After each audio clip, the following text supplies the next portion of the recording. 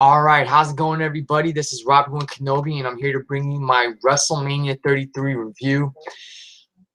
Overall, guys, I honestly thought that last night's WrestleMania was just a disappointing and frustrating show.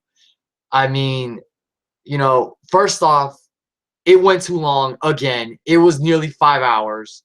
Well, it was pretty much 5 hours. And, honestly, I'm just really getting sick and tired of WrestleMania being too long of a show.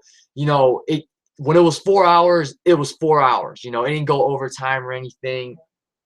Now, for the second year in a row, it's gone, pretty much 5 hours. And it's just, I can't take it. I can't sit through a 5 hour show and not be tired or a little bit frustrated. You know what I'm saying? It's just like, if WWE is gonna insist on doing 5 hour, even 6 hour WrestleManias with so many matches on them, though, I think they need to do a 2-day WrestleMania. Have day one have like half of the matches, and then have day two have the other matches. Have them both be 3 hours, or maybe have the first day be 3 hours, and then the second day be 3.5 or 4 if they have to go that long. But it's just like, last night, guys, when we were going into the Seth Rollins Triple H match, I was looking at how many more matches there were, and there was still 5 matches left. And I was like, oh my God, like, this is going to take forever. And I honestly don't know if part of my frustration dealt with the fact that we ended up watching Mania like an hour on an hour delay. Like, I don't know if anybody had this problem on the WWE Network, but basically, we were on the homepage. We clicked on WrestleMania 33. We clicked on the kickoff show, watch now, while it was still going live.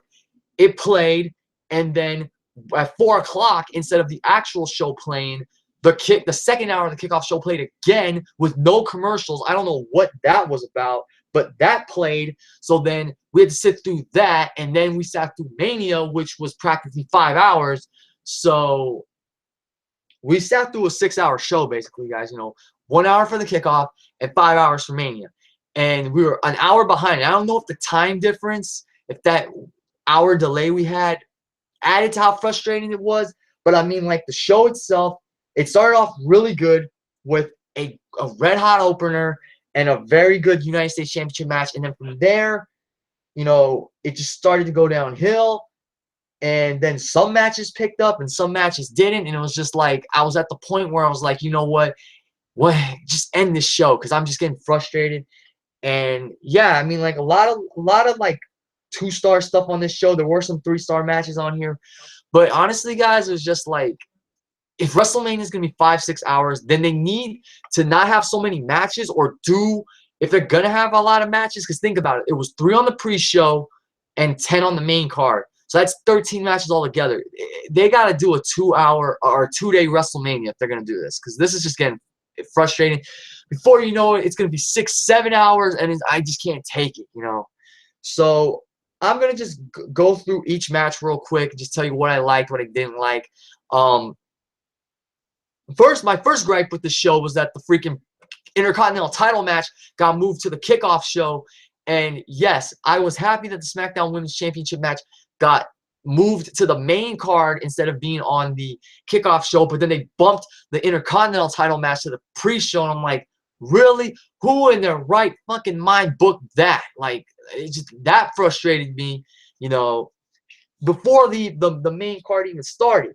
I felt bad that Ambrose and Corbin got bumped to the pre-show. Like, now I'm starting to think maybe the SmackDown Women's Championship match should have been on the pre-show, because it was a short, like, 5-6 minute match. It was a good, fun match, but maybe that should have been bumped in favor of the Intercontinental Championship. But I think it was Matt Lorenzo who said that the only reason the SmackDown Women's title match got put back on the main card was so Naomi could do her, Feel the Glow entrance at night. So, it is what it is, but that was really frustrating. And then it didn't help that Corbin lost. He lost to Dean Ambrose when he should have fucking won the Intercontinental Championship. But maybe they're saving that for Extreme Rules, or I think Backlash is the next SmackDown pay-per-view. But still, like, Corbin should have won. The time was right. That's where the frustration began, even before the main card started. But like I said, there were some good things on the show, which is why I gave the show the rating that I gave it. On the strength of the good stuff on the show that I liked, despite how freaking frustrating and disappointing the show was. Like, for example, the opener, which was surprisingly AJ Styles versus Shane McMahon. I was really surprised they decided to kick the show off with this match, but you know what? This match did what it needed to do. It was a red-hot opener. It was a great match, had the crowd invested, and, you know, even though it wasn't a no disqualification match or some kind of special stipulation match like a lot of us wanted, it was a great match. You know, I like how Shane showed he could wrestle. He had some wrestling moves in his arsenal, but I like how AJ was toying with him in the beginning with arm drags, hip tosses, classic, wrestling moves. I liked it. And then, Shane got his offense in. He landed some kicks. He landed some punches. I liked it. It told a good story. AJ is obviously the superior wrestler. Shane, he's a fighter. He can wrestle, and he showed that in this match here. And then, honestly, guys, like, everything that happened towards the end of the match really, really, like, took the match to a new level. Like, it started off fine, and then towards the end it got even better with the stuff they did. So towards the end of the match, AJ went for the I almost said the phenomenal forearm. For the 450, the springboard 450, and Shane actually managed to catch him in a triangle choke. It was really cool. So once AJ landed, Shane got him in the chokehold. It was really cool. AJ did manage to break out of that hold, and he got Shane in a modified Styles clash, which looked a little ugly. So I'm happy Shane didn't like tuck his neck or anything, because that's how you can get injured from that move. But that was a cool counter. And then while they were mixing it up in the corner, AJ went for a jumping soccer kick, and he hit the ref instead of Shane. And then, like I said, guys, it wasn't a no disqualification match, but once AJ had Shane down, he tried to make it a no disqualification match by grabbing a trash can. And I was thinking, oh, shit, like, he's going to try and use this weapon. He's going to fail, and then Shane's going to hit him with the coast-to-coast with that trash can. And that's what happened. AJ tried to he tried to go for his own coast-to-coast. Shane threw the trash can in his face. Then Shane hit AJ with the coast-to-coast, with the trash can in AJ's face. And I thought at that moment it was over, but AJ kicked out, to my relief, because I did not want Shane to beat AJ, even though I said I could see it happening, and that's another way to get AJ onto Raw. But AJ kicked out. Shane then tried to put him through the SmackDown announce table with a flying elbow. He missed that. AJ threw Shane back into the ring. AJ went for the phenomenal forearm, and then Shane McMahon with another real nice counter. He grabbed AJ's arm, spun him around, and hit him with what's the Rock's move, with the spinning DDT the Rock used to do. It's called the flowing DDT. So that was really cool. And then Shane went for a shooting star press. He missed that. AJ struck with the phenomenal forearm and got the 1-2-3. Great match, guys. I loved it. It was a red-hot opener. It got the crowd excited, got the crowd invested. And like I said, we all did want that match to be a stipulation match, and it wasn't, but these guys still delivered a hell of an opener. So, 3 3/4 stars. In my opinion, it was the match of the night. It was just great. It was the opening match, and it was the match of the night. So that does tell you a lot about this show. But like I said, guys, still a great match. Loved it. AJ got the win, which makes up for him not getting the win last year against Chris Jericho. And it was a great match. Shane showed that he can wrestle. I did like some of his counters. And, yeah, just a great way to kick off WrestleMania 33. So then we had the United States Championship match. Chris Jericho defending against Kevin Owens. And this was a very good match for the most part. It was a little slow and methodical, but I liked it. There was one point in the match where these guys were just countering each other's moves with their knees. So, like, for example, Jericho will go for a lion salt, and Owens would get his knees up. And then I think he'd either go for the Swanton Bomb or the Bullfrog Splash, and Jericho would get his knees up. Then he'd go for another lion salt. Owens would get his knees up. So, like, these guys knew each other well. They countered each other perfectly. So I like little things like that in wrestling. This was a very good match, pretty much overall. You had both guys get each other in the walls of Jericho. Jericho went for it first. He went for a Hurricane Rana, and then Owens, while Jericho was trying to go down, Owens caught him and put him in the walls of Jericho. Jericho escaped that. Owens went for a cannonball, and that's where Jericho caught him and put him in the walls of Jericho. So once again, these guys, they knew each other really well. I liked how their counters played a factor in this match. And like I said, it started off a little slow. It had a little methodical pace to it, but I liked it. These guys are really good in the ring, so their chemistry showed. You know, Owens then went for the pop-up powerbomb, and he connected, but Jericho managed to kick out. Owens went for the pop-up powerbomb again, and this time Jericho hit a codebreaker, and this was great. This was awesome. Owens is right next to the ring, to the rope, so I'm thinking, okay, he'll get his hand on the rope to win. Owens gets one finger on the rope to break the hold. That was great. Even if you get a finger on a rope, you got to break the hold. So that was great. I loved it. Owens getting his finger on the ropes. And then as the guys are going to the outside, Owens gets Jericho trapped up in the ropes, super kicks him in the leg, and then power bombs him on the apron. No pop-up power bomb in the ring, a power bomb on the apron. Throws Jericho back into the ring, covers him. 1, 2, 3. Kevin Owens is your brand new United States champion. Love the finish to this match, guys. I definitely think they're going to have a rematch at, I think Raw gets, okay, I know Raw gets Payback, so they're most likely going to have a rematch there. I'm not sure which brand gets Extreme Rules, but I'm looking for, I would like to see their rematch have a stipulation like no disqualification or false count anywhere, or even a submission match, because these guys were putting each other in submissions. So, or 2 out of 3 falls. But like I said, very good match.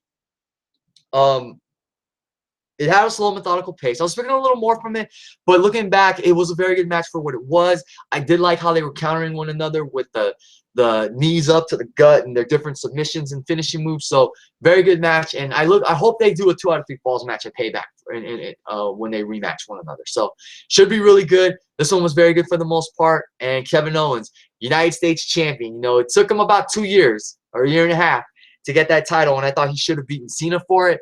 But happy he's the United States champion and looking forward to seeing what he does as the champion.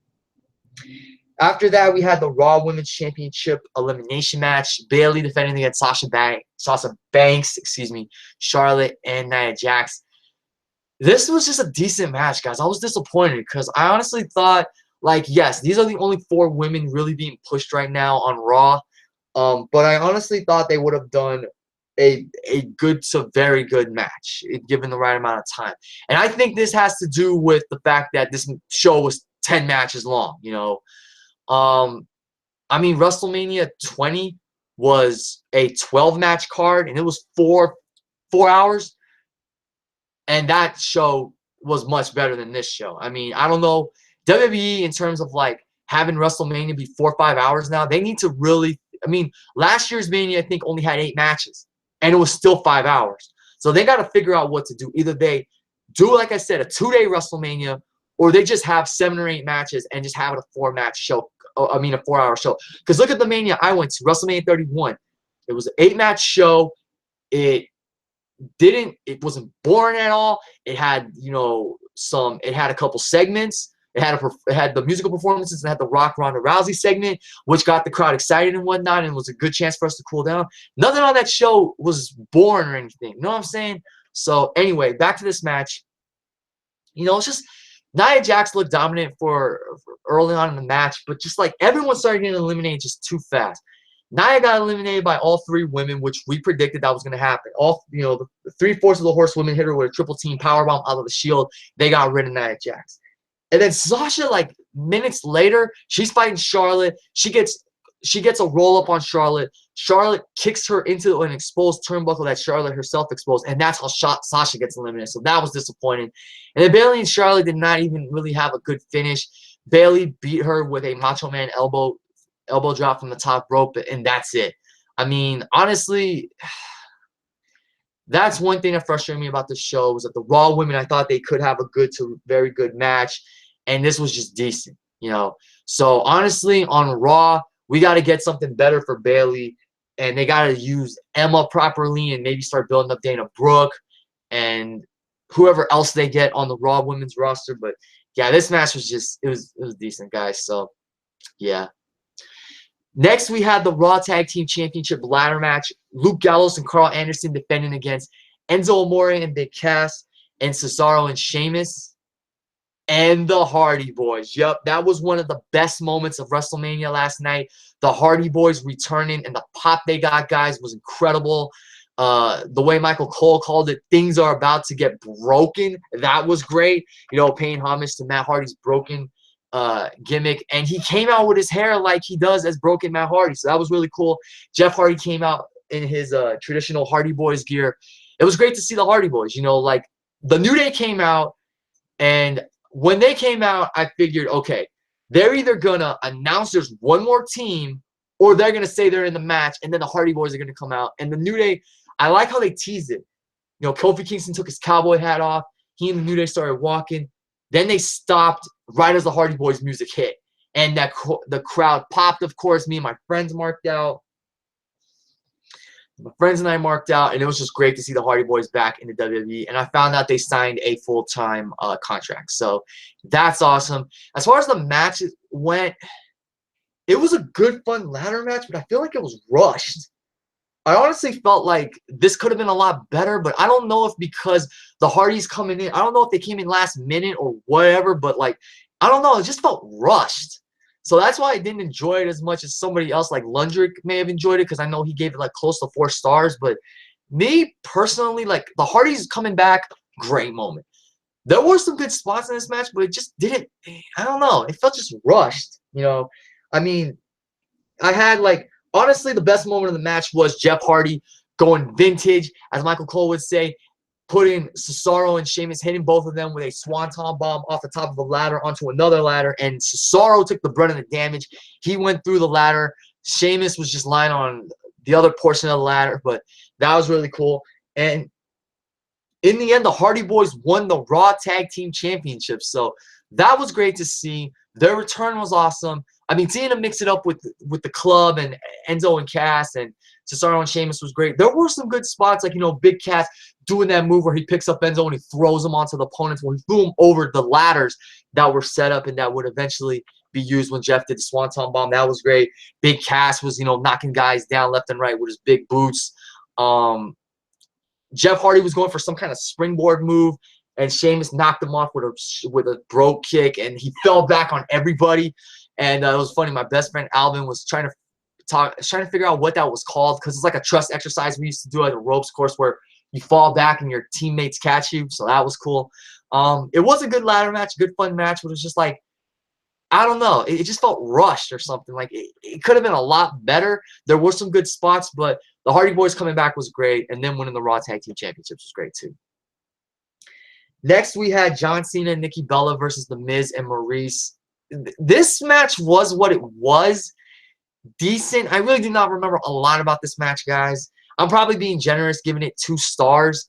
But, yeah, I was disappointed because, of course, the build to this match was great. I did say it will be whatever it will be. I was hoping it'd be a good, fun match for the most part, but it was mainly just Cena and Miz mixing it up, because Nikki and Maryse started it off. Then Maryse tagged in the Miz, so he and Cena obviously had to wrestle, because obviously Nikki couldn't wrestle Miz. And yeah, I just don't remember really much. I mean, Miz dominated most of this match. Cena got his comeback. Cena tagged in Nikki. Nikki took down Maryse. Nikki took Maryse down with her forearm, and then she did a dive onto the Miz, which was nice. And then in the end, you know, Cena and Nikki hit Miz and Maryse with a AA and the TKO respectively, or the Rack Attack 2.0, whatever you want to call it. And that was it. So Cena and Nikki won. And then, as we predicted, Cena proposed to Nikki Bella. And, you know, I was happy for them. They're finally engaged. Nikki's finally going to get a chance to have kids. So, yeah, I mean, Al Roker as special guest ring announcer really didn't do much. He tried, but, yeah. So, Cena and Nikki, I was disappointed that this match wasn't a good, fun match. It was what it was. I said, you know, I'm not expecting this match to be a great 5-star classic, but I hope it's a good match for the most part.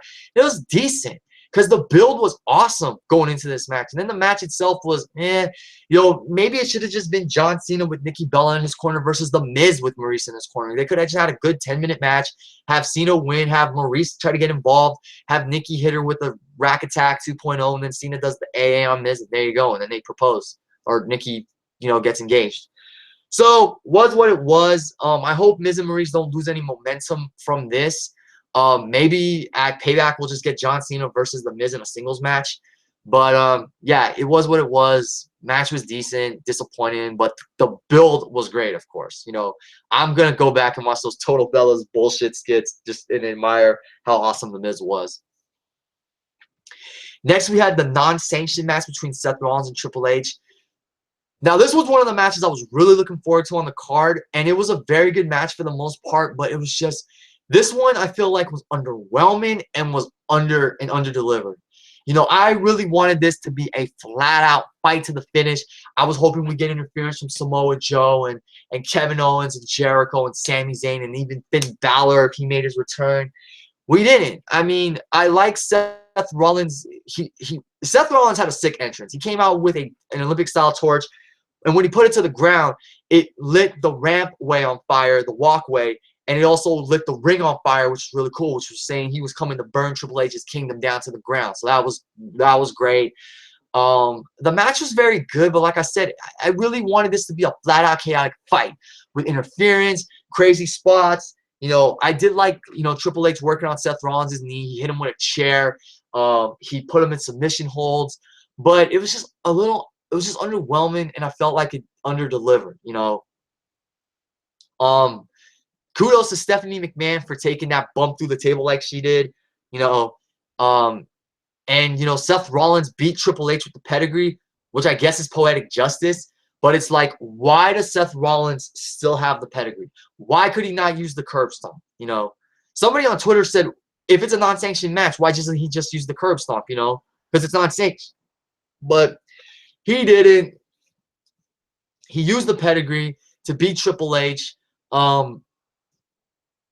I don't know, man. I mean, just why can't Rollins use a different finisher instead of the pedigree? If he keeps using it, it's going to make no sense. Like, I'll give him this. Him using it against Triple H makes sense, but he needs a new finisher. Because if he's done with Triple H and he keeps using the pedigree, why in the hell is he using that move? You know, why? So, Rollins and Triple H, like I said, very good match. I like Triple H trying to you know, incapacitate Rollins by damaging the knee again. He used the steel chair. He used some submission holds. At one point, I remember Seth is just, you know, struggling to grab whatever he can underneath the ring to break up the hold. He grabbed a sledgehammer, which he actually threw towards Triple H, and that was to Triple H's advantage. So that was funny. Again, kudos to Stephanie McMahon for taking the bump through the table that she took. But yeah, guys, it's just like, you know, I was just underwhelmed by the match because I wanted it to be a chaotic fight with a lot of crazy spots. They brawled a little bit in the crowd, but I just wanted it to be, you know, chaotic because it was not sanctioned. Go back and watch Shawn Michaels versus Chris Jericho from Unforgiven 2008. That was a wild fight. It was not sanctioned, and that was chaotic. That's what I wanted out of that. But it was still a very good match for what it was, but I just felt like an under-delivery. You know what I'm saying? So, guys, up to this point, I'm tired, I'm frustrated, and there were still 5 matches left to go. And I was just like,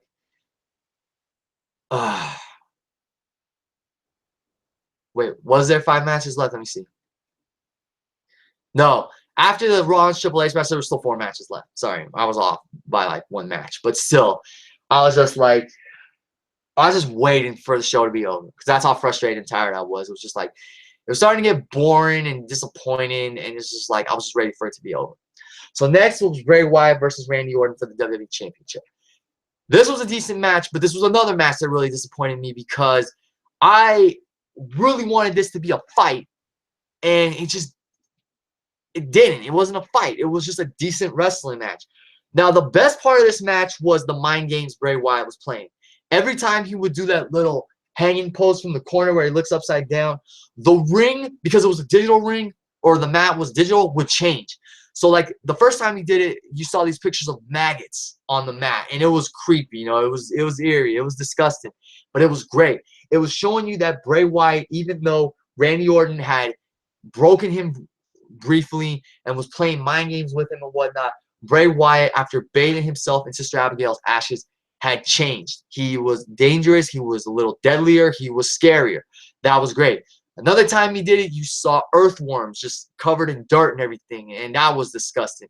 And then he started doing the spider walk, and as he was doing it, the ground turned to like cockroaches. So those mind games were great. But then out of nowhere, Randy Orton hits an RKO, and anticlimactically, That's how it ends. He hits an RKO, beats Bray Wyatt for the WWE Championship, and that's it. Anticlimactic finish.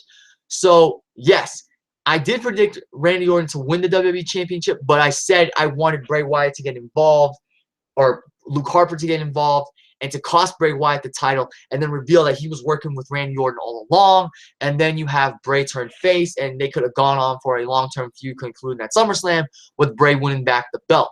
But no, they just did it like that, anticlimactically. Orton hits the RKO, and that's it. So that does hurt Bray Wyatt a little bit, because I feel like that's it. Like, if they had done that and then, like, the lights started flickering, or, like, some demonic thing started popping up, like, images were flashing, demonic images were flashing, like throwing Orton off his game, and then Bray crushed him with Sister Abigail, and it ended like that, I'd be fine. But no, it didn't. Or if Bray was doing the spider walk and then some viper appeared on the middle of the mat and it looked like it was going to attack Bray, and then boom, Orton hits him with an RKO, that would have been a more climactic ending, and Bray wouldn't have looked weak.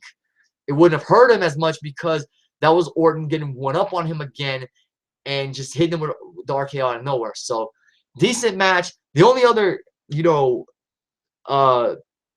only other thing I liked about the match was Bray getting hit with an RKO on the outside. But that was it. It was just a decent match. Let's see how things play out on SmackDown. I do think that loss hurts Bray a little bit. Hopefully he can redeem himself. Hopefully what they do with him on SmackDown will rebuild him in a sense, because he was doing really well for the past few weeks. We'll see what happens. But yeah, Randy Orton, 13-time world champion, did in anticlimactic fashion. So we'll see how things go from there. Next, we had Goldberg Lesnar 3. Goldberg defending the Universal Championship against Brock Lesnar. Guys, I know I shitted on this match going into it. Didn't give a fuck about this match, but the match itself was good for what it was. It was the best match in the Goldberg-Brock trilogy. It was just good fun. That's what I needed from that match. Because I was at the point where I was like, I just did not want any more of WrestleMania. That's how frustrated and tired I was. The show just was not as good as it could have been. I just felt disappointed. This show woke me up. Brock goes after Goldberg right away, hits him with like 2 or 3 suplexes. Then Goldberg shakes that shit off like it's nothing, spears Brock, and I'm thinking, oh my God, here we go again. Like, don't tell me he's going to beat Brock one more time like this. And that's what got me excited about the match. They did a lot of crazy things within like under 5 minutes. And their match was just what it needed to be. Short and sweet. You know what I'm saying? It just needed to be what it was, and that's what it was. Goldberg then hits Brock with another spear. And Brock rolls out to the ring. And I was screaming, Brock, get the hell out of the ring. Get out of the ring. Because he can't pin you outside the ring. Goldberg has to pin Brock inside the ring. Then Goldberg comes around, spears Brock through the barricade. Things are already getting chaotic, and I'm just freaking out thinking, oh my God, he's going to beat Brock again. Gets Brock back into the ring. I think he hit him with another spear. Then he hit him with a jackhammer, and I'm thinking, oh, hell no. And even Heyman did such a great job of selling. He put his face down thinking, that's it. He beat my client again, and Brock barely got his shoulder up, but he kicked out, and Goldberg's like, oh, what the hell? Goldberg goes for another spear. Brock, this freaking monster, jumps up. Goldberg misses. He hits Goldberg with about 6-7 more suplexes. 1 F5 later, Brock Lesnar conquers Goldberg and becomes the Universal Champion. I love this match for what it was. It was like if you're playing WWE 2K 14, 15, 16, whatever, you have unlimited finishers, and you and your buddy are just hitting each other with finisher after finisher. I know I said I wanted Brock to go in there and just kick the shit out of Goldberg for 5 minutes, but what I liked was that Goldberg got a WrestleMania moment, even in defeat. He hit some of his moves on Brock. He hit him with a jackhammer, hit him with multiple spears. He got some offense in. At least Goldberg didn't get squashed. He got a WrestleMania moment. He got his moves in on Brock. He got, some offense in. I was totally fine with it. I might go back and just watch the match for how chaotic it was, but I did enjoy it. It was a good, fun match for what it was. It was short, sweet, and to the point. Brock Lesnar's the new Universal Champion. So I'm interested in seeing where he goes from here. Because remember, when he was the WWE World Heavyweight Champion, he only wrestled at Night of Champions, Royal Rumble, and WrestleMania 31. He only did 3 pay-per-views within the span of 7 months. So I don't know if he's going to be at Payback, but we'll see. But kudos to Goldberg and Brock for the match they put on. It was just barbaric. It was just chaotic. It was fun. It had me on the edge of my seat, and Brock got his revenge. Next, we had the SmackDown Women's Championship 6-Pack Challenge. Alexa Bliss defending against Becky Lynch, Natalya, Carmella, Mickie James, and Naomi. Good, fun match. It was a very short match, but good while it lasted. Naomi got her WrestleMania moment. She beat Alexa Bliss, which was fitting because Alexa got the belt back after Naomi had to relinquish it due to injury. And I like how Naomi did it. She made Alexa Bliss tap out in a modified Anaconda Vice. She had her in the hold. She had her feet around Alexa's arms, so Alexa couldn't use like her hands to rake Naomi's eyes or anything. That was great. And Naomi got her WrestleMania moment. She said Mania was gonna feel the glow, and Mania felt the glow. So I was happy Naomi got the win the way she did. Mickie James, I thought, had some really nice, colorful ring gear, which reflected her Native American heritage. So that was great. Becky Lynch got to give a Beck Exploder to that goof James Ellsworth. I know JBL was loving that. Carmella do anything in the match notable? Not really, but I do like when Natalya got to double German suplex. I think it was Becky and Naomi. And then she got them in a double sharpshooter. So that was great. I think I can't really remember who it was, but Natalya did a double sharpshooter. So the women had a good match, a good fun match for what it was, because they only had like I think 5 or 6 minutes to go out there and do what they could. You know, I think if they were given like a few extra minutes, it would have been even more exciting. But good fun match. Naomi got her WrestleMania moment, which is fitting because it was in her hometown. We all predicted she'd win. I like how she made Alexa Bliss tap out, and looking forward to seeing how long she holds on to that championship. Maybe Becky Lynch turns heel, goes after Naomi. We'll see. But good, fun match.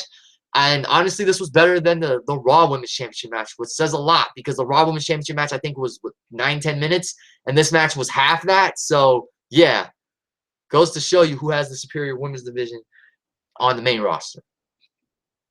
And finally, guys, we had the main event. The Undertaker versus Roman Reigns in a match that was made no holds barred at the last minute. Like, literally, as Roman Reigns was making his entrance, JoJo announced that it was no holds barred.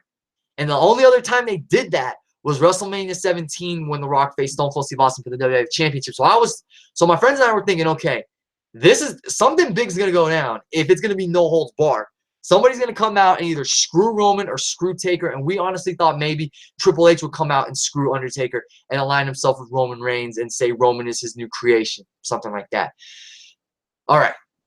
This match, for what it was, I thought was a very good match. I like the pacing. I like the storytelling. I like the bumps I like the spots that were in this match. You know, Taker chokeslamming Roman Reigns onto the I think it was the German announce table, and then Roman spearing Taker through the Spanish announce table. That was great.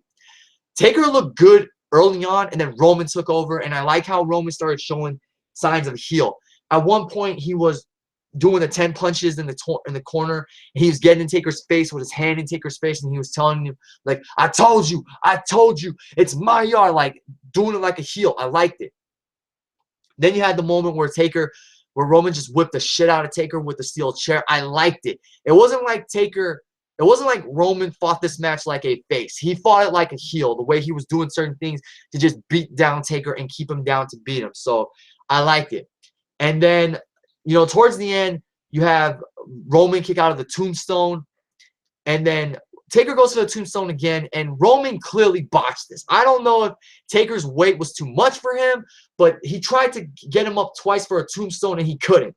So he basically hit him with like 4 or 5 Superman punches, and then he hit him with a spear. Taker kicked out of that. He hit him with another spear. Taker kicked out of that. That's what I like. that the whole story of what would it take for Roman Reigns to beat The Undertaker down. And going back to when Taker was getting hit with the steel chairs, it brought back memories of WrestleMania 17 when Stone Cold just whipped the shit out of The Rock with that steel chair, pinned him, and won the WWF Championship. Roman hit Taker less times with the chair, but still those chair shots were great because he had to do what he had to do to ultimately beat down The Undertaker and ultimately just win the match, you know. So I like how Roman did what he had to do, and then in the end, he bounced off the ropes like 2-3 times. Taker couldn't even tell which way he was going. He hit him with one final spear. Roman Reigns covers The Undertaker, pins him 1-2-3, and beats The Undertaker at WrestleMania, making Undertaker 23-2. So, yeah, I know there were some people that were not happy with that result. I personally called it. Roman beat Undertaker clean in the No Holds Barred match, but it wasn't like he beat him clean as a face. He did do some things that were heelish. And now all I hope, I mean, I read what Roman posted on Twitter. He said, yes, he beat Taker. He beat Taker at WrestleMania, but Taker's held down the yard for a lot of years. Much respect to him. I like that from Roman because that's Roman just being genuine. But I hope tonight on Raw that he does not come out there and say, yeah, I beat The Undertaker. It was bittersweet, but you got to respect it. I did not want that.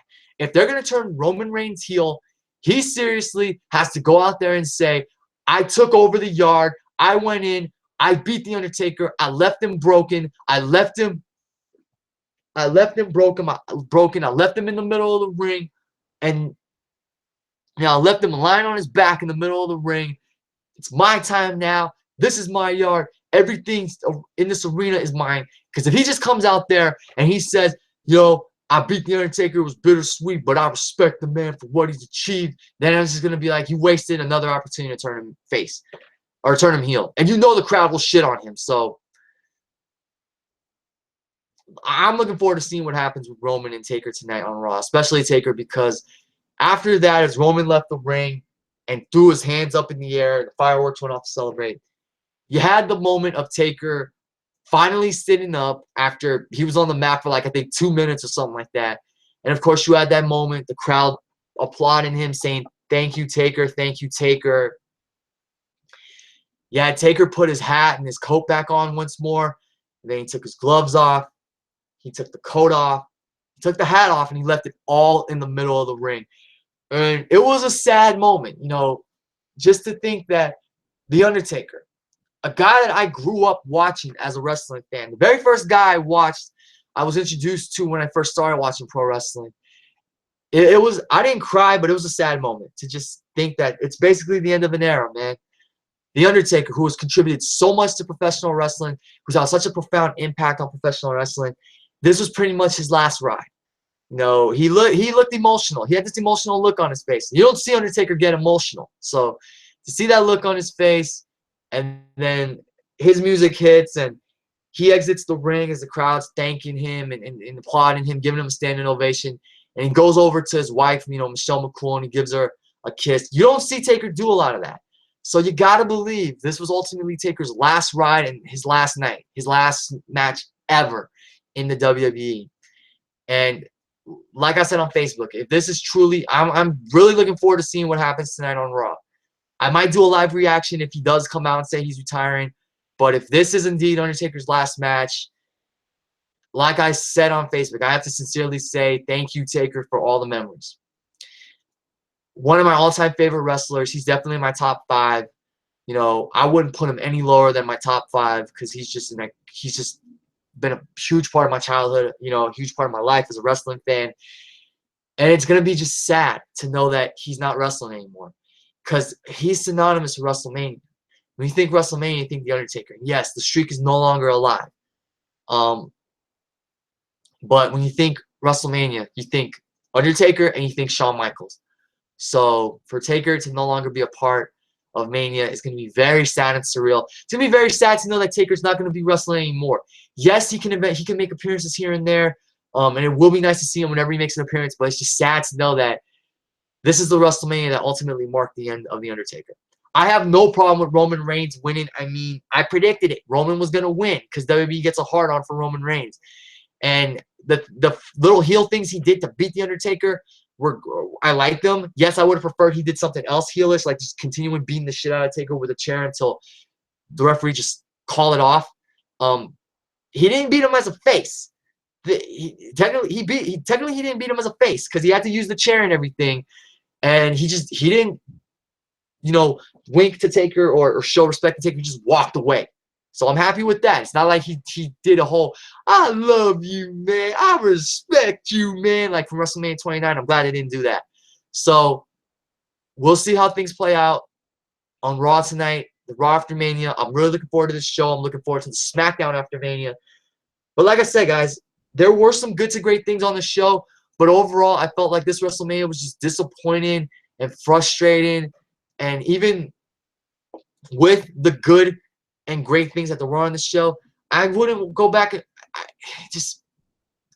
yeah, man. This is not one of the better WrestleManias. To me, this is one of the weaker WrestleManias in recent years. Last year's Mania went 5 hours. That was only 8 matches long, and that card, for the most part, was a good card. You know, and yes, I understand that with the brand split, you want to get the best of Raw and SmackDown on the card. But seriously, if that's what's gonna happen, like then WWE needs to either do a 1-hour pre-show with no matches, or do a 2-day WrestleMania with the 1-hour pre-show with no matches, and both Mania shows being 3 hours each.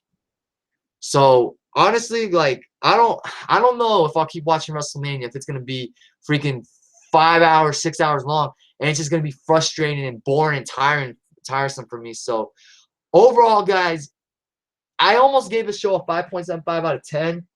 But, you know, on the strength of Goldberg and Brock, how chaotic that was, how much I enjoyed the SmackDown Women's Championship match, and how good Taker and Roman was, and of course the emotional post-match segment with Taker, you know, taking his last bow and everything. And I forgot to mention that when Taker went up the ramp, as he threw his fist up in the air, he went down on this rising platform, the same rising platform he came up on the ramp with. Yeah, sorry.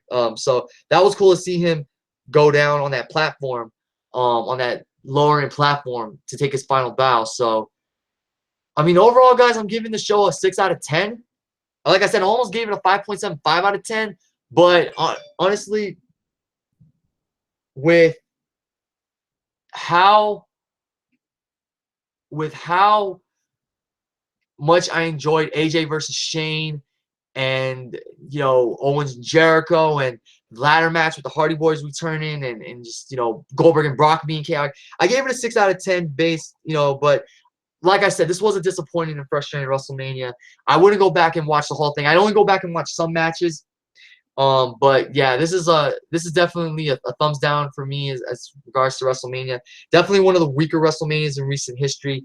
And we'll just see where things go from here with both brands, and we'll see if next year's WrestleMania can top this one. But I'm definitely looking forward to Raw tonight. I may record, like I said, a live reaction if Undertaker does come out and retire. But other than that, guys, leave your comments down below. Tell me what you thought of the show. What were your favorite moments? What did you think of Taker and Roman Reigns? Who do you think is going to get called up tonight? Of course, rumors are Nakamura is going to get called up. Maybe the Revival will debut on SmackDown. Maybe DIY will debut tonight based on something I read on Twitter. Who knows? But I'm looking forward to seeing what the Raw after Mania has to offer, as well as the SmackDown after Mania. So I may do a video giving my thoughts on both of those shows. But other than that, guys, this has been my review of WrestleMania 33. Don't forget to like this video, comment down below, subscribe to my channel, and share it with your friends and other fellow wrestling fans. Of course, tell me what you thought of the show. Hit, miss, yay, nay, whatever. Thanks as always for watching and listening. It's Rob Kenobi signing off. Enjoy Monday Night Raw, and I will catch you guys later.